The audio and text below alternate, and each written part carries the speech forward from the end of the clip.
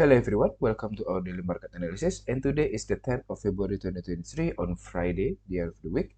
So what is going to be the high impact news for today is uh, we will have the UK GDP on later, yeah, which is the forecast is not good because it's at the minus 0.3% before previously at 0.1%, which is not going to be a good number for the pound sterling if the actual is released as a forecast or even worse than forecast.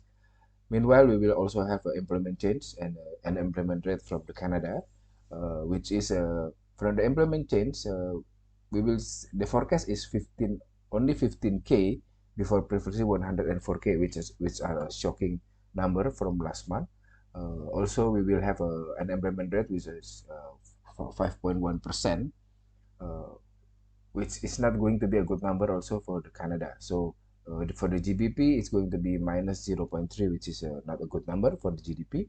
And meanwhile, in the Canada, the jobs data also is going to be lower, which is not a good number for the Canada.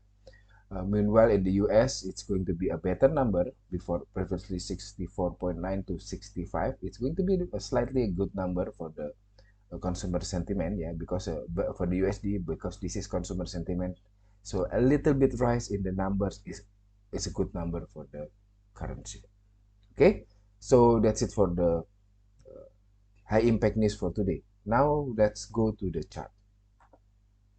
Okay, so today because we will have uh, the data released from the UK, the pound means that I'm going to discuss about the pound sterling, and we will also have employment data from the Canada. So I will also discuss about the USD Canada, right? So let's start as usual from the Euro USD. Euro USD is still in the consolidating movement, yeah, because it's still between our support resistance, even though yesterday it moved a little quite high to 1.0790, right, and then it goes back uh, uh, to below our resistance level and currently moving at our 20 period moving average, yeah, 1.0728. And also the stochastic is still in the middle, yeah, you can see the movement is still in the middle. So I'm expecting that the USD might move a little bit lower, yeah, to reach our support level maybe at 1.0705, but it still move between the support and resistance level, between these levels. Okay. Also, the pound sterling, I'm going to discuss about pound sterling first. Pound sterling is also move a little bit higher and break our resistance level at yesterday 1.2089. But now I'm moving the resistance to 1.2148, right? So now it's moving above the previous resistance level. Now it's 1.2108, yeah. So it's going to be slightly lower. I'm expecting to be slightly lower because the stochastic is moving lower in the middle after reaching the lower just lower than the overbought level. So it's going to be I'm expecting it's going to be a lower movement from the GBPX, especially we will have a forecasted lower GDP from the UK. Okay, I'm expecting it's going to be reach our moving average 20 period moving average at 1.2074, around 74 or 75. Before this, it's going to be a little bit lower, maybe to our support level to 1.2058. This is our next support level, 1.2008, and this is our resistance level. Okay. Okay, now let's discuss about the USD Canada because we will have the employment data today.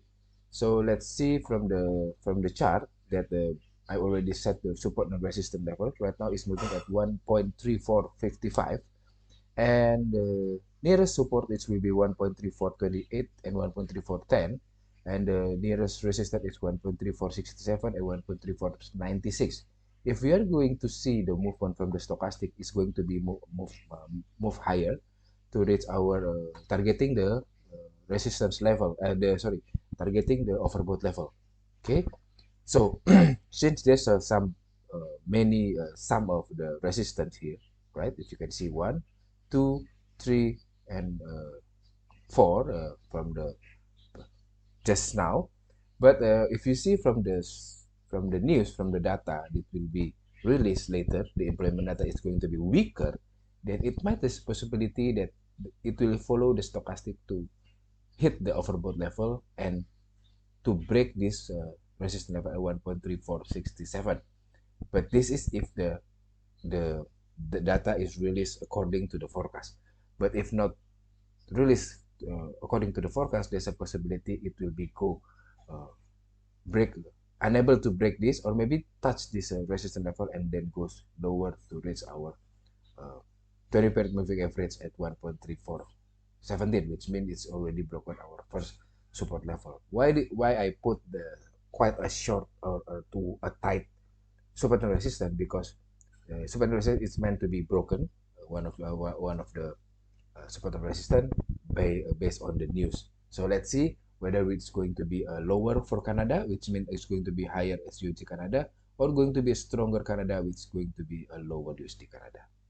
Okay, so now let's continue with our uh, next pair is the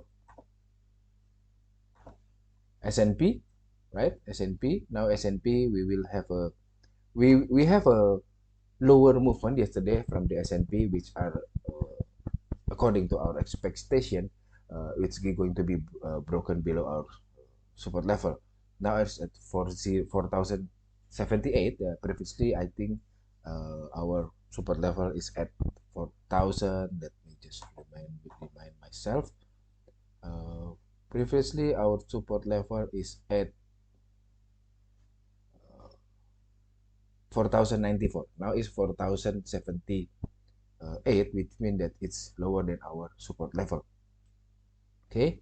Now the movement is still lower, trying targeting the oversold level, which means that's a possibility that S&P will break the our next support level at 4,069 to maybe try to reach our next support level at 4,038. Okay, so because the earning season is almost over, now is the technical back to the sentiment of the Fed and the data release, which might be going to be some taking profit, which means that it's going to be lower because next week we will have the inflation data from the US. Okay, so that's it for today.